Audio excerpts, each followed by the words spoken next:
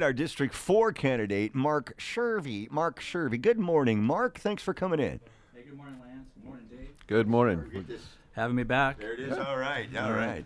Yeah. Thanks. Thanks for coming in. All right. Well, like we do every time. The assumption to our listening audience is you've never been here. You've never been here. So we That's start right. fresh. Yeah. Right. Who's Mark Shervey? What do you do? A little bit of family.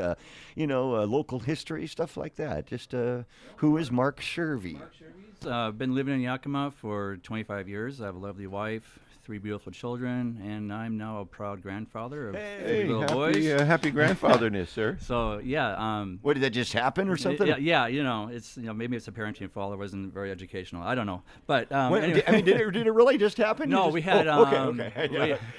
Sorry. That's all right. No, that's cool though. No, good for you.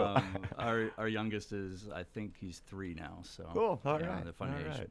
I'm a small business owner, downtown Yakima Historic District. I started my business 3 years ago, and that's actually one of the reasons why I am running. Operating business downtown is a very eye-opening experience, yeah. And it actually brought forth a lot of issues that prompted me to want to serve the community. What's your business downtown? I have Mac Daddy Coffee Roasters. Cool. I started off as a coffee roaster and kind of morphed into a coffee shop. So excellent. Yeah, that's what I do. And if people don't know where it's at, where's that located? It's on North First Street, just a block north of McDonald's there on the corner. Cool. All right. Why are you running for Yakima City Council, Mark? There's a lot of reasons. Like I mentioned, having a business downtown, you get to experience the reality of a lot of issues that we have in our city. Everybody's mentioning the homelessness, the gangs, and stuff like that, and that's very real. I interact with homeless people almost every day. There's drug issues down there. I'm cleaning up needles in the alley and on the sidewalk. But another reason why I'm running is how did Yakima get to this point? How did we get to the point where our crime is out of control? Yeah. Homelessness is spreading throughout our city even more. And, I looked at the city council. What have they done in the last 4 or 6 years to mitigate this? All it's done is grow and expand to become more and more of an issue that's hindering Yakima. And so that's why I want to get on council and help turn that trend around. Like it. What do you think needs to be done to turn that trend around? There's a lot of things. I mean, there's so many issues down there. But let's just. For one thing, like for crime. I mean, crime seems to just hit us up and down the valley. Right. You probably see it downtown. Yep. So gang crime, for instance. Do you think there's a plan out there? Do you think that it's working? So that's a very good point, is the plan. Everybody's mentioning gangs. Oh, we have gang problems. We have drive-by shootings. I mean, I've had 3 drive-by shootings in my district since I started running in District 4. We've had people killed. We have people paralyzed. We've had people injured and scaring kids to death. Yeah. So everybody's mentioning that, but nobody's coming up with a plan. What are you going to do about it? And that's something I've been working fervently on for the last 6 months. I've actually been talking to a local gentleman here that did have a gang prevention program in place before COVID started. Very simple. He started a basketball program. Rival gang members would come in to a gym that was donated the use of, and it gives something for the gang members to do to get them off the streets, and instead of trying to go out there stealing and trading guns and causing havoc like that. There's also a lot of programs out there that are existing. For instance, the Homeboy Industries, based in Los Angeles, California. Wonderful program. They have locations all across the country. We need to take advantage of that. We maybe can't be as extensive as they are, but they offer the simplest things as, we can get tattoo artists to help cover up gang tattoos. We can have people come in, help them out, counseling issues, education issues. Some of these places even have created small businesses for these gang members to actually work in, create, and operate so they can learn a valued skill. It's not that hard to do. We just need somebody to actually get up and do it. So true. Yakima's biggest problems. What do you think they are, other than crime? I think, as a business owner down there, I've noticed a lot of. I shouldn't say a lot. I should say lack of new businesses wanting to come downtown. We need to make Yakima inviting for them, and that does include the gang problem and the crime problem. But if we can get more businesses downtown, Yakima used to be thriving. I mean, we're all old enough here to remember that. We've seen a migration of businesses go south down to Union Gap. You walk down the streets of Yakima right now, and every other storefront's just a vacant window. So we need to make it appealing for businesses to come down, make it safe for people to come down so they can patronize those businesses. And that's one of the visions I see Yakima. We have so much potential there. We've lost that, and I want to bring that back as well. How does that happen? I mean, because it's really a perception problem we have here, right? It's a very big perception problem. I mean, because we're not, you and I can drive down Yakima Avenue right now and not get shot. True. Right. But you can't tell some people that in this town, and because they're not going to drive down there, right? Because they're perceiving the perception they see, right? No, the perception is real, and it affects every business downtown. There are people that will not come down to my coffee shop. Yeah, just because sure. of that perception. Sure. I got a wonderful restaurant right next to me, Crafted, probably one of the best restaurants in town. People will not go down there just because of the perception. But some of that perception is reality, and that comes back to the crime and gang issue. So we need to tackle that. We've had our police department's been not underfunded; it's been fully funded. So that's not the issue there. We've had problems of filling vacancies. Hopefully, we can get some good out of these crazy mandates that have been going statewide. I'm sure there's a lot of state patrolmen and other police officers that are looking for a job right now. And so we can get those positions filled, and so that way we can tackle that issue from that end as well. What do you think about, let's talk about COVID. How do you feel about the mandates? How do you feel about masking? KIT News Time, by the way, 8:23. We're talking to District 4 candidate Mark Shervey, District 4 Yakima City Council candidate Mark Shervey, 8:24. Mandates, masking mandates. Give us your thoughts on this whole COVID mess. It is a mess. Our mandates, to me, I consider them government overreach. It's nothing. Businesses need to run and operate. That's what they're in place for. And for the government to take away that right and freedom for you to operate your business is overreach. And I do not believe in that. I believe it's wrong. It's been struggling hard for everybody in the business world, and everybody.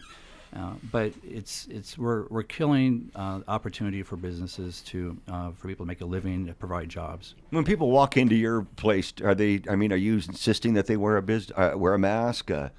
It's not my place to mandate what people do. As far as that personal choice is. So it's totally up to them. Do they get extra sweetener in their coffee if they're wearing a Mac Daddy mask? Does that happen? Well, if they got one of those, yeah, you bet. Yeah. So let's talk a little bit about the good things. As you assess the city and the downtown, give me a couple of things that you think, because when you get to council, you try to fix the problems, but you also like to build on the good things. Anything that you could point to that you feel is success in any of the various aspects of city government that you say this works? I think it's not very exciting, but it's very crucial and important. We have a budget in place that has been passed as balanced the last few years, so that's good. We haven't had to do anything drastic to fund city services and stuff like that. One of the good things, I was really excited to see our Park and Recs department offer programs outside during the summer, concerts and stuff like that, or other entities decide not to do that in our city. And so that was, I think that gave people a sense of hope, a sense of freedom, and some value of what the city has to offer our citizens. Okay. It's 8:26. We're going to take a break here just a minute, going into News at the Bottom of the Hour. We trust you can stick around, stay with us My pleasure. Through the end of the program. Last question before the break. I think I know what you're going to say. But the idea of putting we're not going to do an income tax on the ballot. We've heard from people that it's ridiculous. We don't need to do that. We've heard from other people who say it's a preemptive because there's a lot of ridiculous things we never thought we'd have to do, and now we're doing them. So where are you at on the idea of having to put that on the ballot, and then what do you feel about citywide vote on whether we will ban the idea of ever having an income tax in Yakima? I'm always pro having the people of Yakima have the opportunity to vote on critical issues. And taxing is very critical. I mean, we're taxed to death already, local, state, federal. And there's absolutely no need for us to have a local income tax. We need people to be infusing cash into our economy right now to turn things around. We got stagflation coming our way. Prices are going up, and the last thing we need is to have another tax imposed upon us. And kudos to the council for allowing that to go onto the ballot and give the people a choice to have their voice heard. Personally, I am in support of not having any additional tax like that. Does that give us a peek into the future? You're elected to make the decisions for the people. Some people say that, make the tough call yourself and pay for it at the polls if you have to. Others say, look, tough calls, we'll make it a vote of the people, and then we'll know exactly what they say. Which way do you lean on that? It depends on the situation. If it's a critical, crucial situation, yeah, we're gonna have to make that call. But again, the way I look at it is, it's always easier to raise taxes. We need more money for this or that. We need more taxes, and obviously there are places to save money. But I think the best way to avoid having to come across that crisis or that issue is to create an economy in our local area where businesses come in and we can create a broader tax base that's going to bring in an influx of money without having to raise taxes. That would be my priority. And if we can just get the more money coming in, get more business in here, that's going to increase the cash flow to the local city. Thank you very much. All right, talking with Mark Shervey. He's a candidate for District 4 in Yakima. He'll be with us through the bottom of the hour and into next hour, so stick around. You're tuned to The Source, News Talk 1280 KIT. District 4 candidate Mark Shervey continues in the House with us. Mark, we've talked about the biggest challenges. We've talked about while you're running. Prop 1 and Prop 3 on the ballot. Prop 1, the amendment would deem a council position vacant if a council member failed to meet attendance requirements. You support that? There's two points to that amendment. One is the attendance issue, and the second portion of that is the replacement process of if somebody is deemed vacant. I am all for people having to attend council meetings. That's their job, yep. And I tend to do my job. However, the means to replace a person that's not following their job is something I have an issue with, and that is the council gets to decide who gets to replace the person that's the vacant seat. It's not allowed for the voters to decide who it is. So in other words, if you lost a liberal-leaning city council member and the council decided to put in a hard right replacement, that's going against the wishes of the people of that district. I don't know why they couldn't have just a district-wide vote. That's not that expensive. There's only a few thousand people in each district. So I guess I'll probably vote for it just because I believe that we need to have our people represented on the council. And so I might bite the bullet on the latter half of that just to make sure that we have that in place. Prop 3 measure adds a provision stating that City Council may not enact a local income tax on residents. You support that? I obviously did. Yeah, I was actually posting about that before they even brought that up to the council. Homelessness. Responsibility of the city? If so, what can be done? See it. You said you see it every day, right? Well, the city is responsible for all our citizens for their health and safety, and the homelessness is no different than that.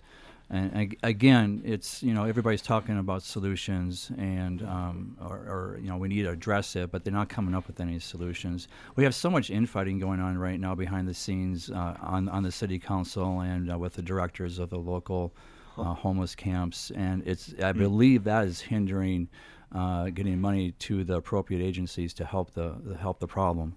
What do you think the problem is there?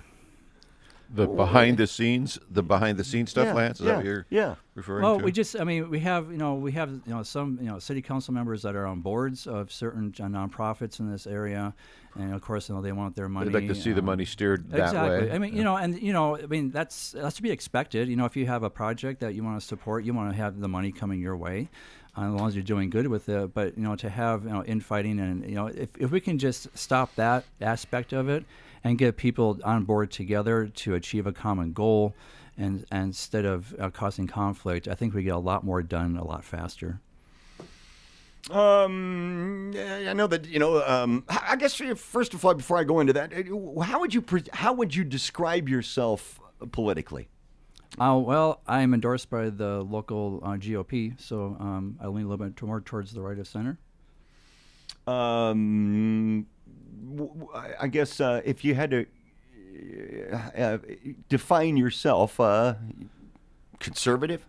Yeah, I mean, I like to say I'm like a passionate conservative. In other words, I believe in fiscal conservative policies. I believe in limited government, but I also realize that we have to help people that are truly in need. And some people don't see that as a conservative side of things, but we have issues in town that deserve our help, and the people will benefit from that. Council was considering tax increase that would affect everybody to pay for generate a couple $1 million to pay for some sort of affordable housing, and some of it, as much as 60% of it, could have gone for other kinds of help. The council decided not to proceed with that. Did you follow that at all? Do you have thoughts on what was going on here not that long ago? Housing in general is a crazy shortage in this area, and then affordable housing is probably even worse situation than that. We need housing. Is that not the home builder's job, though? I mean, is it the city's job to come up with that? Builders will build if they're allowed to build. If they don't have any things blocking the process to build something. I mean, we got builders, not building here and building somewhere else because of all the permitting and expenses that it costs to build in Yakima. But like I said, there's programs out there that we can use to leverage our money, like a TIF program. We can help target specific, actually down to the city block of getting funding for that to help either affordable housing or loosening up some of the restrictions that are causing builders to go elsewhere. Okay. As you look across your district, what would let me put it this way: what would your time on council, if elected, what would your first term on council look like if you're successful? What's the first couple things you try to accomplish, and what do you think is reasonable to be accomplished within a 4-year window? 4 years sounds like a long time, but when you have to actually get something done in the government, that's not a very long time period, unfortunately. But that's one thing I would like to address right there is the bureaucracy, the committees, the planning. It just sucks up so much time. You go to the city council meetings, and they got a simple issue that takes 3 or 4 meetings just to get addressed. We need to streamline that. I mean, we just need to address the issue, let public comment on it, and take care of it and get that done. We need to get the expediency and the expectations of the city council up higher and faster so we can get things done. It seems everything's bogged down and nothing of substance is getting done right now. And that issue, that problem applies to all the issues that we're talking about today, whether it be the homeless gang or crime. It's all bogged down. And then there's another issue with our current council is there doesn't seem to be any sense of urgency for any of these issues. A lot of these issues are not even brought up on the city council meeting. They're more interested in anaerobic, sewage digesters instead of worrying about what's going on with crime. So we need to focus on that. Easier to fix anaerobic sewage digesters. That's right. Exactly. That's right. Yeah. Well, so they have standing committees. There's a crime and justice committee meeting that happens once every couple of weeks, or at least that was the format when I was there. Do you that extends the process, because now you got a committee, they got to report back to everybody else, and then everybody else has to show. I mean, that whole thing extends the time. I having been there, I'll tell you, it is a momentum killer. It is a soul crusher when you see how long it does take to get some things done. Mark, I think you're spot on in that. And I don't know if legally there's a whole lot you could do or not, but boy, that'd be a good place to start, wouldn't it? Thanks. I mean, if I have some awesome ideas, which I think I do, the last thing I'm going to do is put them in a committee, just because that's where everything dies. So we'll see what we can do here. It's like the elephant's graveyard. You know, we popped a question based on a listener who had asked us to ask your opponent, ask her who she voted for president. And I'll set it up the same way. We are very divided in this nation, left and right, and by proclaiming which side you're on, you pretty much can't explain that away to one side or the other. But we did put it to her, so we're going to put it to you. Care to share? And you should. No, but who you voted for and why? I voted for Trump. And basically, one of the reasons it's come to light in the last few months, I own a business, everything from my green coffee beans down to my straws and paper cups have gone up in price. They've gone through the roof. And that's if I can find them. Usually the shelves are bare. I try to order them online nationwide. It's crazy. And so the difference that I saw is when Trump was last in office there, one of his biggest concerns during the pandemic was we need to open up the economy. We need to get that back up and running. And that's not a concern now to the current administration. And we're feeling the effects of that. So, I mean, that's all nationwide policy. I get that, nothing to do with city. All right, but again, that just ties back to philosophy that you'll bring. It's like, you already said, you're about, Trump was about getting things done and getting to it. You've already discussed that. So it talks about your philosophical approach to work. And that's how you will work on behalf of the citizens. And then, if the issue comes up say issue X comes up and your job is to get her done, and issue X comes up from the other side and they say, well, let's study it and let's do this and that. That gives us an idea what we might expect from you on council. So I think that's a fair question to poke into, even though you'll never deal with some of these things on a local basis, right? Yeah. Correct, exactly. And but you have to remember we can't be rash in some of our decisions, because some of our decisions are far-reaching and very important. So, hindering that, we have to make sure that we get all sides and get all the information before we make a major decision like that. KIT News Time is 8:51. If you're joining us, thank you very much. We're talking to District 4 Yakima City Council candidate Mark Shervey.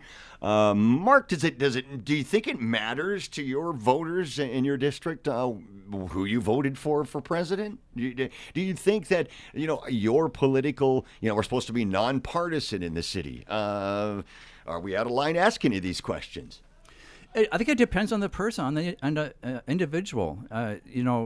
National politics, doesn't have a whole lot of bearing on my district.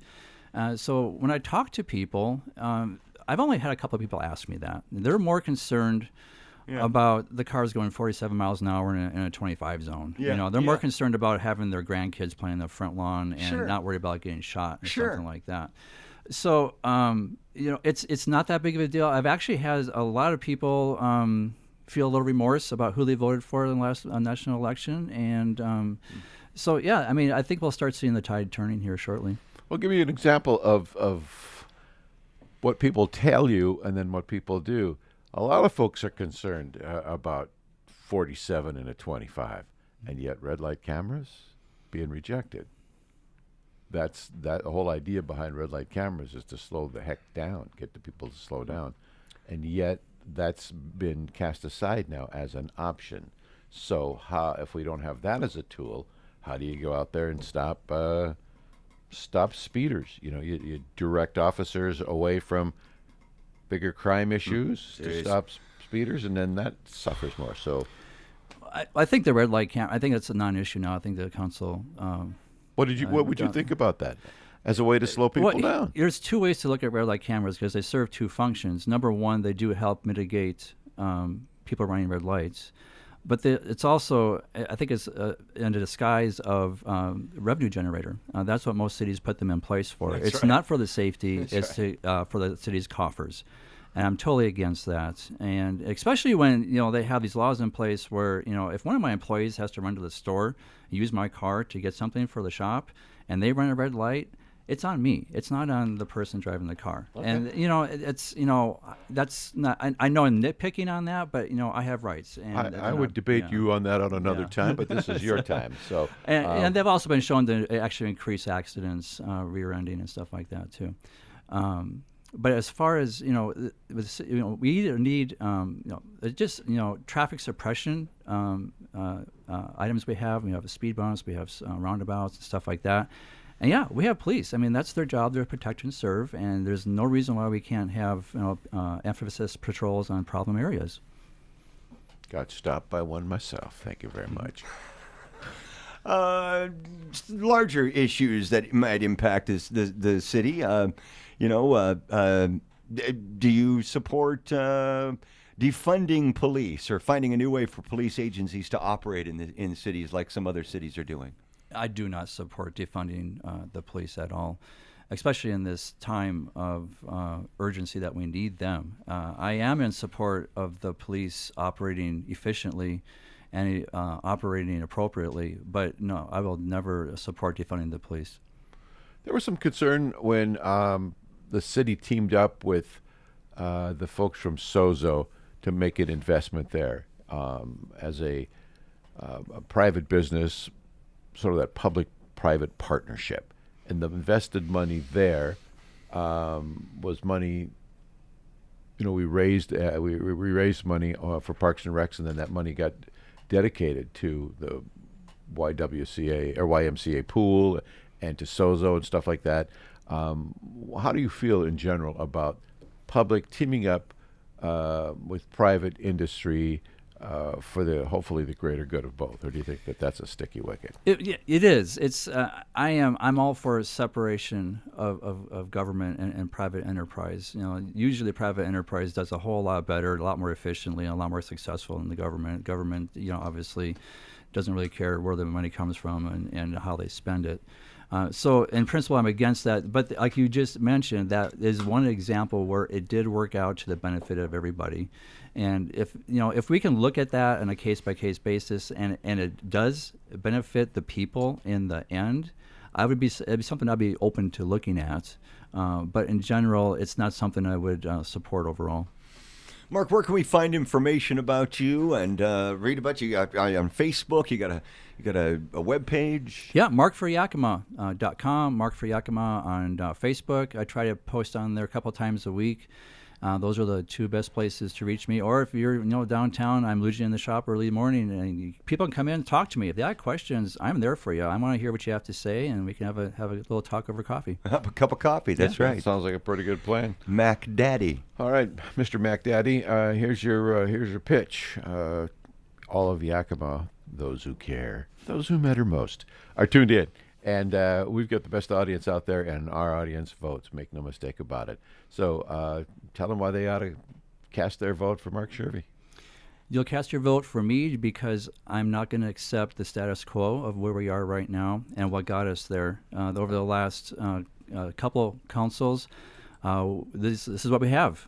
This is what has happened under their tenure. We've had all these issues of crime, homelessness, and gangs. We've had businesses not be able to freely operate or no incentives for them to come downtown. So it's time for a change. It's time to bring Yakima back, bring some life to it, bring some safety to it, clean it up. And that's what I intend to do. I refuse to be a reactive council member. I want to be proactive. I want to get this stuff going. It's time for us to start making some changes for the better good of all the people of Yakima.